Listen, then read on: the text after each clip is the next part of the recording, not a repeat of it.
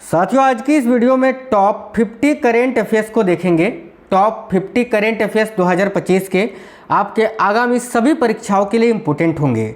आपके आने वाले एसएससी का कोई भी एग्ज़ाम हो, रेलवे का कोई भी एग्ज़ाम हो, सभी एग्ज़ाम्स के लिए बहुत ही इम्पोर्टेंट ये सेशन रहेगा, जिसका बहुत ही टॉप और बहुत ही महत्वपूर्ण क्वेश्चंस आपको आज इस वीडियो में बताएंगे।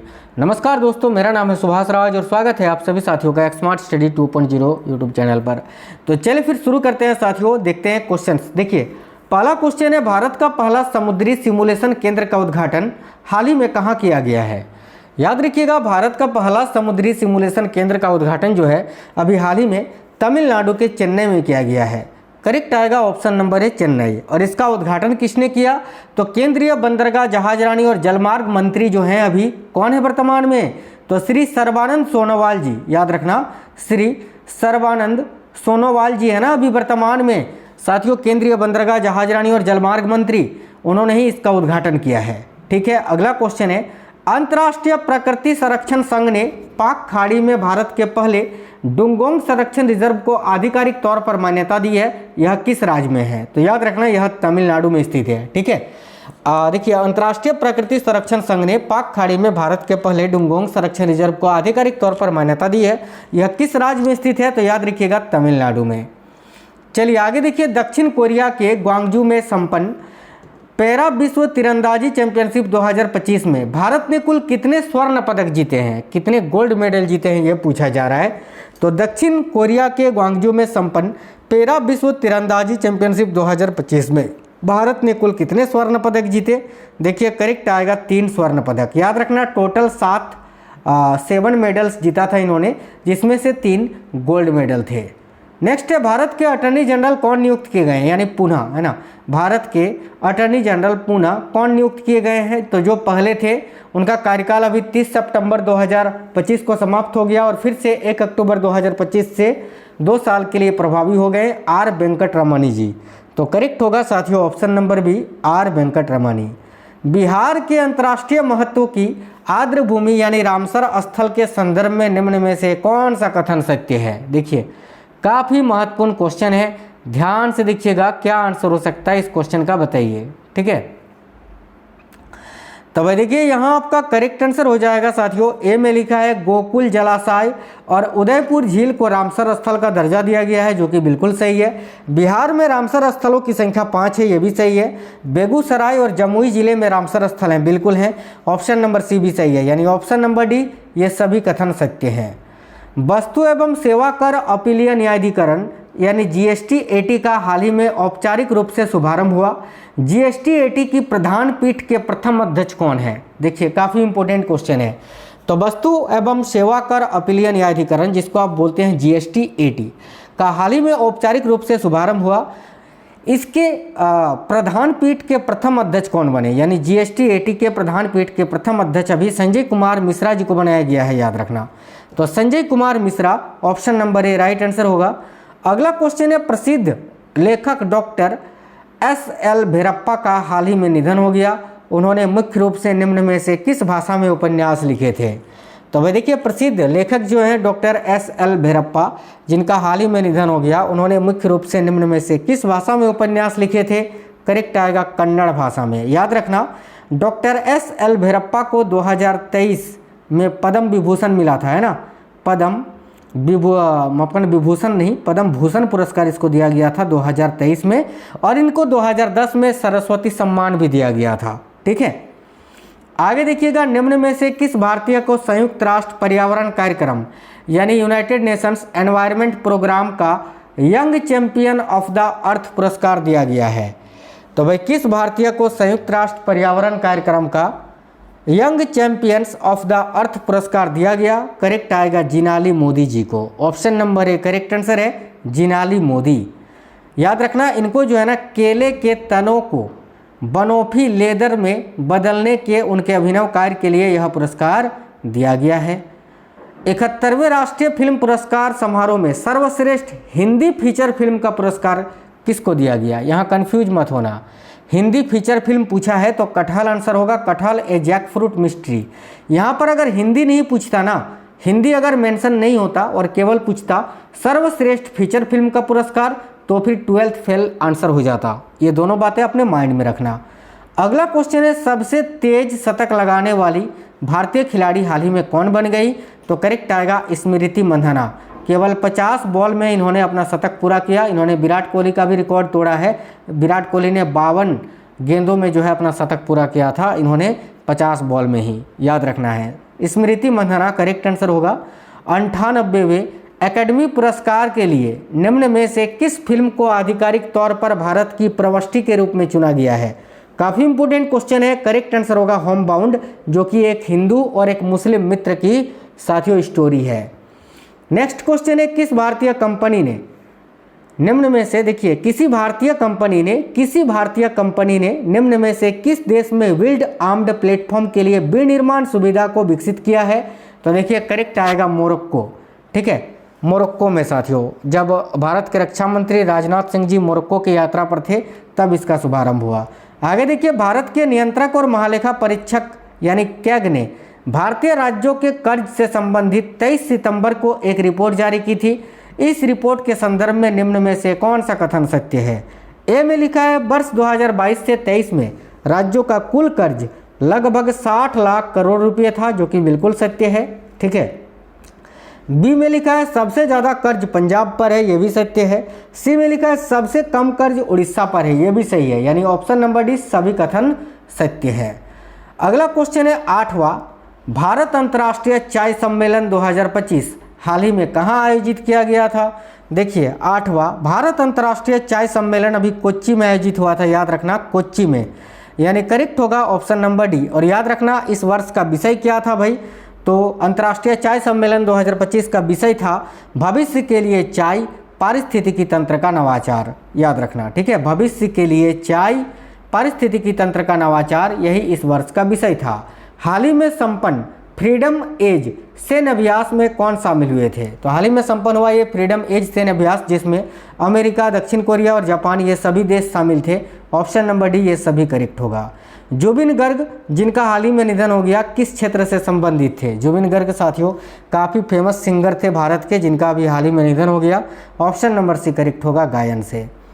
भारतीय नौसेना का स्वदेशी जहाज INS निस्तार ने हाल ही में संपन्न बहुराष्ट्रीय नौसैनिक अभ्यास पैसिफिक रिच 2025 में भाग लिया था। यह अभ्यास कहाँ पर आयोजित किया गया था? तो पैसिफिक रिच 2025 युद्धाभ्यास जो है यह अभी हाल ही में, याद रखना, सिंगापुर में आयोजित हुआ था, जिसमें भारतीय नौसैनिक का स्वदेशी जहाज जो है INS निस्तार ने भाग लिया था। अगला, दिग्गज फिल्म अभिनेता मोहनलाल को किस वर्ष का दादा साहेब फाल्के पुरस्कार दिया गया है? करेक्ट आएगा 2023 का। इनको 55वां या 55वें दादा साहेब फाल्के पुरस्कार इनको दिया गया है, याद रखना है। मोहनलाल जो कि मलयालम फिल्म के बहुत ही बड़े एक्टर हैं।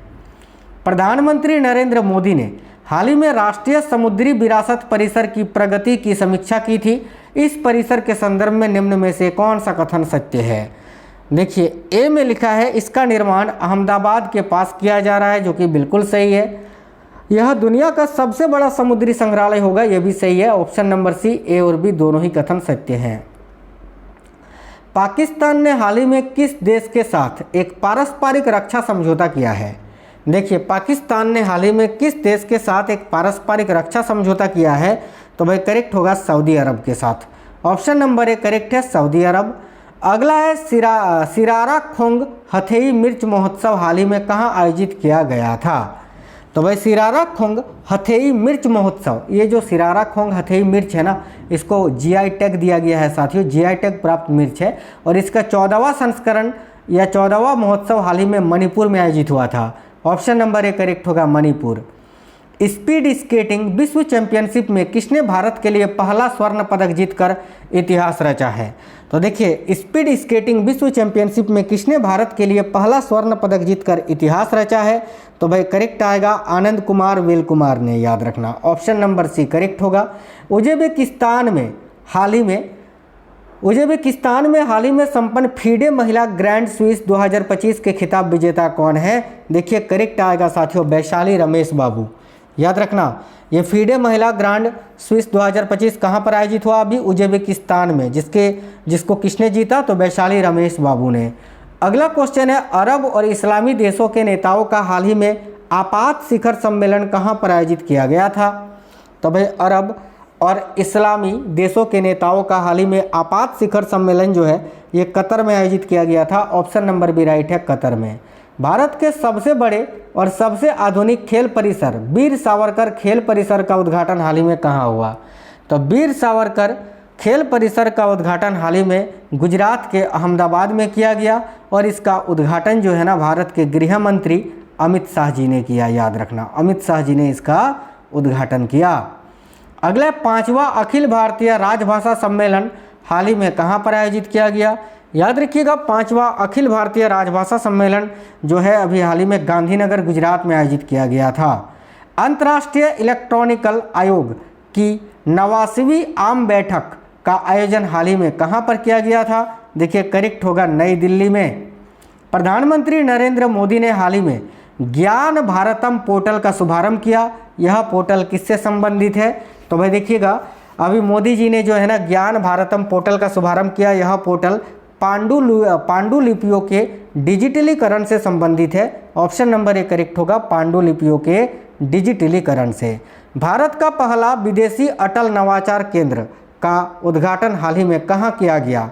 तो भारत का पहला विदेशी अटल नवाचार केंद्र का उद्घाटन हाल ही में कहाँ पर किया गया? करेक्ट आएगा साथियों, देखिए राइट होगा, अबू धाबी में। अबू धाबी करेक्ट आएगा। भारतीय राष्ट्रीय भुगतान निगम ने एकीकृत भुगतान इंटरफेस पर व्यक्ति से व्यापारी लेन देन की सीमा बढ़ाकर प्रतिदिन कितना कर दिया है? तो भाई करेक्ट आएगा 10 लाख रुपए साथियों, याद रखना। अगला क्वेश्चन है जेयर। देखिए जेयर बोल्सोनारो निम्न में से किस देश के पूर्व राष्ट्रपति हैं जिन्हें हाल ही में 27 वर्ष से अधिक के कारावास की सजा सुनाई गई? याद रखना, ये ब्राजील के पूर्व राष्ट्रपति थे जिनको अभी 27 वर्ष की सजा सुनाई गई है, जेयर बोल्सोनारो को। नेक्स्ट क्वेश्चन है ब्लूमबर्ग बिलियनर्स इंडेक्स सितंबर 2025 के अनुसार दुनिया के सबसे अमीर व्यक्ति कौन बन गए हैं?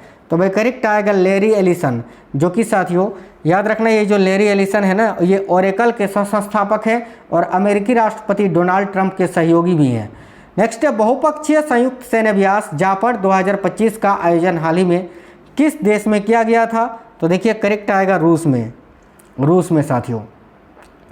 चलिए नेक्स्ट है निम्न में से किस शहर को स्वच्छ वायु सर्वेक्षण 2025 के तहत सर्वश्रेष्ठ प्रदर्शन करने वाले शहर के रूप में पुरस्कृत किया गया? करेक्ट आएगा इंदौर शहर को, मध्य प्रदेश के इंदौर को।